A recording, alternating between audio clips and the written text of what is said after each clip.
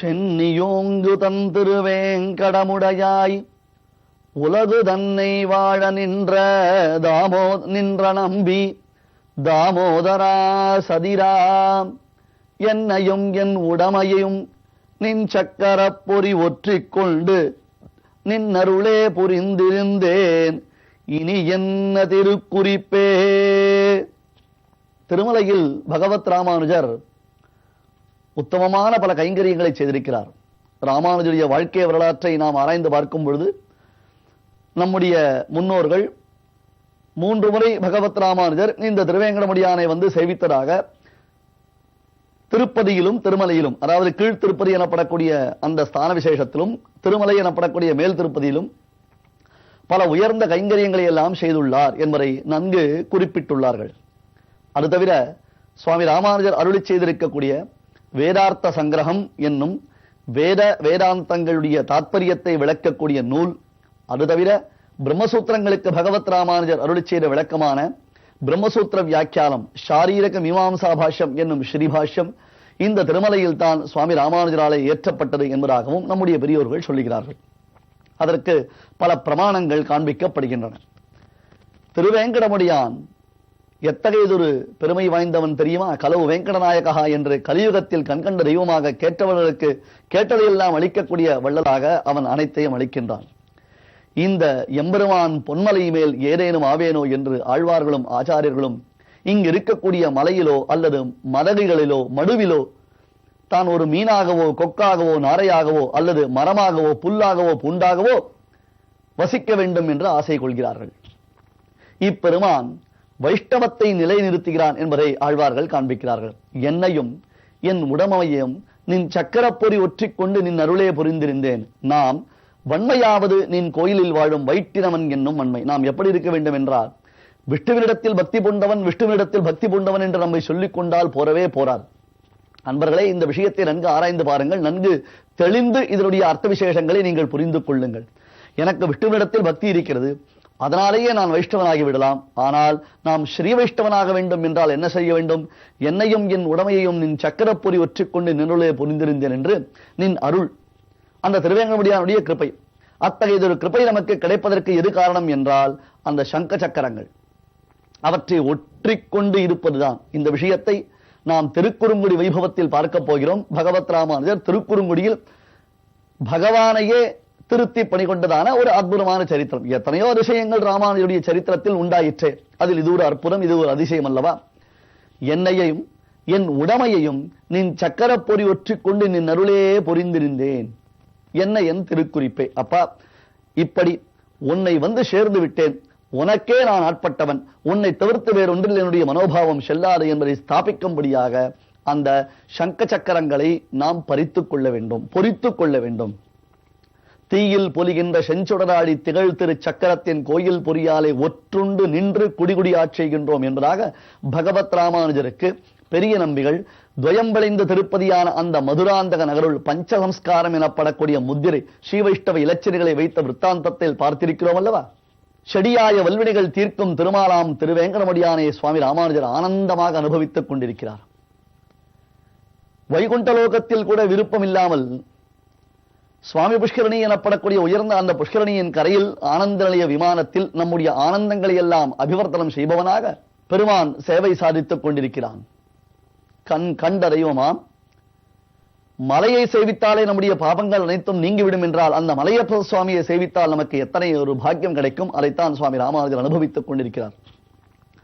அப்பொழுது ஆறாம் அமுதனாக அப்பெருமான் நம்முடைய மங்களங்களை மேன்மேலும் வளர்த்து கொண்டு சேவை சாதித்துக் கொண்டு வருகிறான். ராமானுஜர், பெரிய திருமலை நம்பிகள், அனந்தாழ்வான், பெரிய திருமலை நம்பிகளாலே திருத்தி பணி கொள்ளப்பட்டதான கோவிந்த பெருமாள் என்று பெரும் ஸ்ரீ வைஷ்ணவ சமிருத்தி ஸ்ரீ வைஷ்ணவ பெரியார்கள் தற்பொழுது திருமலையில் நித்தியவாசம் செய்து வருகிறார்கள். பரமபரத்திற்கு வெகு சமீபத்தில் இருக்கிறதாம் அந்த திருவேங்கட மாமலை. மேலிருந்து நித்தியசூரிகள் கீழே இறங்கி வந்து இப்பெருமானை சேவிக்கிறார்கள். கீழே உள்ள நம்மை போன்ற சாமானியர்களை அந்த மலை மேலே வரச் செய்து பெருமானுடைய அனுகிரகத்தை பெற்றுத் தருகிறது. என்ன ஆனந்தமான ஒரு சேவை! எப்பேற்பட்ட ஒரு பாக்யராதிசயம்! கண்ணை இமைக்க மறந்து அந்த திருவேங்கடமுடியானுடைய எழில் திருக்கோலத்தில் ராமானுஜர் ஆழங்கால் படுகிறார். அது தவிர ராமாயணத்தினுடைய அர்த்த விசேஷங்கள் பெரிய திருமலை நம்பிகளாலே அப்படியே மேகம் மழையை பொழிவதைப் போல பொழியப்படுகின்றது.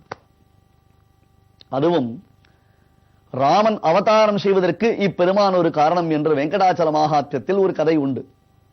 அதாவது, ஒரு கால விசேஷத்தில் தசரத மகா சக்கரவர்த்தி தனக்கு புத்திர பிராப்தி வேண்டும், தனக்கு பிள்ளை வரம் வேண்டும் என்ற ஆசை கொண்டு இந்த திருவேங்கட மாமலைக்கு வந்து 4 ஸ்லோகங்களினாலே பெருமாளை ஸ்தோத்திரம் செய்தாராம்.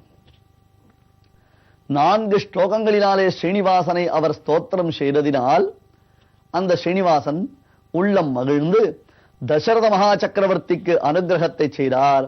அப்படி 4 ஸ்லோகங்களினால் ஸ்தோத்திரம் செய்ததற்கு அனுகிரகம் செய்தாரே, அந்த அனுகிரகத்தின் பயனாகத்தான் தசரத மகா சக்கரவர்த்திக்கு 4 பிள்ளைகள் பிறந்தார்கள் என்று வெங்கடாச்சல மகாத்மியத்தில் இப்பெருமானுடைய வைபவம் காண்பிக்கப்படுகிறது. ஆகையால் இந்த திருத்தலத்தில் ராமபிரானை கற்போம் என்று ராமனுடைய சரித்திரம் பெரிய திருமலை நம்பிகளாலே ராமானுஜருக்கு உபதேசிக்கப்படுகிறது என்பது சாலவும் பொருத்தமுடையதாய்த்தானே திகழ்கிறது.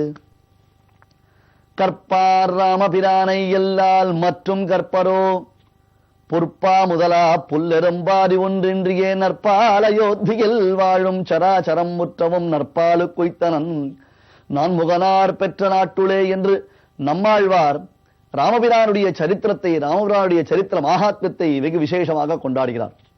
நாமெல்லாம் ஏதோ காலத்தை கழித்துக் கொண்டிருக்கிறோமே தவிர்த்து ஸ்ரீமத் ராமாயணம், பாகவதம், மகாபாரதம் முதலான இதிகாச புராணங்களில் பொதிந்திருக்கக்கூடிய அர்த்த விசேஷங்களை நாம் வாசித்துக் கொண்டே வந்தோமேனால் ஒரு புருஷாயுள் நமக்கு போறவே போராது. எத்தகையதொரு ரசம்! பக்தி ரசம், சிங்காரம், ஹாஸ்யம், கருணா, ரௌத்ரம், வீரம், பயானகம் என்று எல்லா ரசங்களும் அதில் பொதிந்திருக்கின்றன.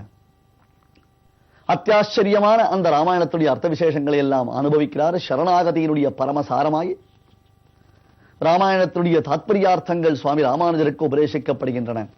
அகலகில்லே நெறியும் என்று அலர்மேல் மங்கை உரைமாறவனாக ஸ்ரீனிவாச பெருமாள் அங்கே ராமானுஜருடைய தம்பி கோவிந்தர் குரு சுஷ்ரூஷை செய்து கொண்டிருக்கிறார். பெரிய திருமலை நம்பிகளுக்கு அவர் கைங்கரியம் செய்து கொண்டிருக்கிறார். தினந்தோறும் பெரிய திருமலை நம்பிகள் இரவில் படுத்துறங்குவதற்கு முன்பாக கோவிந்தர் குருவிற்கு படுக்கை தயாரிப்பார். நல்ல மெத்தையை விரித்து அவருக்கு தேவையான அந்த படுக்கைகளை எல்லாம், படுக்கை விரிப்புகளை எல்லாம் விரித்து வைத்து நல்லதொரு மஞ்சத்தை ஏற்படுத்திவிட்டு என்ன செய்வார் தெரியுமா? அந்த கோவிந்தர் அதே படுக்கையில் தான் ஒரு 5 நிமிடம் படுத்து இருப்பார். படுக்கை விரிப்பு, குருவிற்காக ஒரு படுக்கை விரிப்பு, அதில் தான் ஒரு 5 நிமிடம் படுத்திருப்பார். இது ஒரு சுவாரஸ்யமான விஷயம். இதை ஒரு நாள் ராமானுஜர் பார்த்து விட்டார். என்ன இது, குருநாதருக்காக விரித்த படுக்கையில்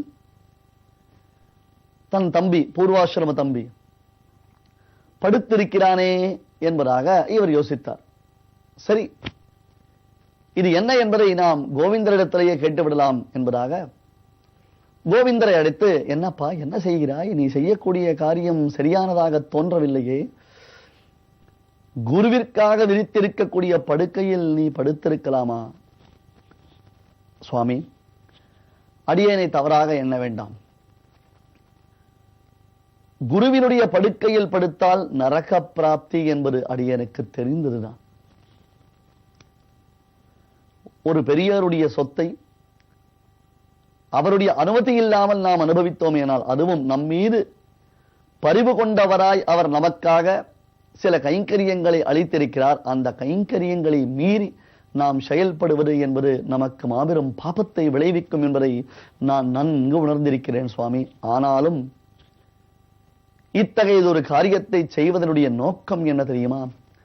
குருநாதருக்கு நாம் தற்பொழுது மஞ்சத்தை, படுக்கையை தயார் செய்திருக்கிறோம். அதில் அவர் இரவில் சுகமாக கண் வளர்ந்தருள வேண்டும். அப்படி அவர் சுகமாக கண் வளர்ந்தருளுவதற்கு பாங்காக இந்த படுக்கை இருக்கிறதா? அவரால் சுகமாக நித்திரை கொள்ள முடியுமா என்பதை பார்ப்பதற்காகத்தான் நான் படுத்துறங்குகிறேன் என்று சொன்னவுடன் சுவாமி ராமஜருக்கு உண்மையிலேயே கோவிந்தருக்கு இருக்கும் ஆச்சாரிய பக்தி புரிந்தது. அடையடே, எத்தகையதொரு ஆச்சாரிய பக்தி! ராமானுஜருக்கு ஆச்சாரிய பக்தி எவ்வளவு விசேஷமானது என்பதை நாம் பார்த்திருக்கிறோம். அதே போல ராமானுஜருடைய சிஷ்யர்களுக்கு ராமானுஜர் திறத்தில் எத்தகையதொரு பக்தி என்பதையும் நாம் பார்த்து வருகிறோம். அதே போல ராமானுஜரை சம்பந்தப்பட்டவர்கள், ராமானுஜரிடத்தில் சேர்ந்திருப்பவர்கள் மற்றைய பெரியோர்களிடத்தில் ஸ்ரீ வைஷ்ணவர்கள் எத்தகையதொரு பக்தி கொண்டு விளங்குகிறார்கள் என்பதையும் பார்க்கிறோம் அல்லவா? கோவிந்தரின் அச்சஞ்சலமான இந்த பக்தி விசேஷத்தை பார்த்து சந்தோஷப்படைத்தார். இது ஒரு சம்பவம். இது போன்று மற்றொரு அதிசயமானது சம்பவம் நடைபெற்றது. ராமானுஜ நந்தவனம் அனந்தாழ்வானாலே வெகு அழகாக ஏற்படுத்தப்பட்டிருக்கிறது. அற்புதமான நந்தவனம். பலவிதமான புஷ்பங்கள் பூத்து குலுங்குகின்றன. பழங்கள், கனிக வகைகள் அதில் பழுத்து தொங்குகின்றன. துளசி, சம்பகம் முதலான எம்பெருமானுடைய திருவாராதனத்திற்கு உகந்த புஷ்பங்களும் துளசி வனங்களும் அங்கே நிறைந்திருக்கின்றன. துளசி கானனம் எத்திர தத்ர சந்நிஹிதோ ஹரிஹி. இந்த துளசியினுடைய மகிமையை நாம் எல்லாம் புரிந்து கொண்டோமா என்ன? எந்த இடத்தில் துளசி தேவியானவள் பூஜிக்கப்படுகிறாளோ, எந்த இடத்தில் துளசி வனம் நிறைந்திருக்கிறதோ அந்த இடத்தில் விஷ்ணு தானாக சாநித்தியம் கொள்கிறார். இந்த பேருண்மையை பலரும் மறந்து விடுகிறார்கள், அலட்சியப்படுத்துகிறார்கள். துளசி என்பது பூஜிக்கப்பட வேண்டியது. துளசி கானனம் எத்திர தத்ர சந்நிஹிதோ ஹரிஹி. எங்கு துளசி வனம் நிறைந்திருக்கிறதோ அங்கே பகவான் மகாவிஷ்ணு குடிகொண்டிருக்கிறார். இப்படி அழகான உத்தியானவனங்கள் சேர்ந்திருக்கக்கூடிய அந்த திருமலையில் ஒரு நாள் ராமானுஜர் அவர் சஞ்சரித்துக் கொண்டிருக்கிறார். அவருக்கு முன்பாக கோவிந்தர் ஒரு இடத்தில் அமர்ந்து கொண்டு ஏதோ ஒரு காரியம் செய்து கொண்டிருக்கிறார். ஒரு இடத்தில் அமர்ந்து ஏதோ ஒரு காரியத்தை செய்கிறார். அவர் என்ன செய்கிறார் என்பதை பார்ப்பதற்கு சத்தம் போடாமல் சுவாமி ராமானுஜர் அவருக்கு அருகில் வந்து பார்ப்பதற்குள் கோவிந்தர் தான் செய்த காரியத்தை முடித்து விட்டார். ஆனால் அந்த நிலையில், அந்த இடத்தில் கோவிந்தரை பார்த்த மாத்திரத்தில் ராமானுஜருக்கு பேரதிர்ச்சி ஏற்பட்டது. இப்படியும் கூட உண்டா? இப்படியும் கூட நடக்குமா? அதுவும் கோவிந்தரிடத்தில் தான் இதனை எதிர்பார்க்கவே இல்லை என்று ராமானுஜர் அதிர்ச்சியுற்றார். அப்படி ராமானுஜருக்கு அதிர்ச்சி அளித்த அந்த சம்பவம் என்னவாக இருக்கும்? ஓர் அறிவிப்பு.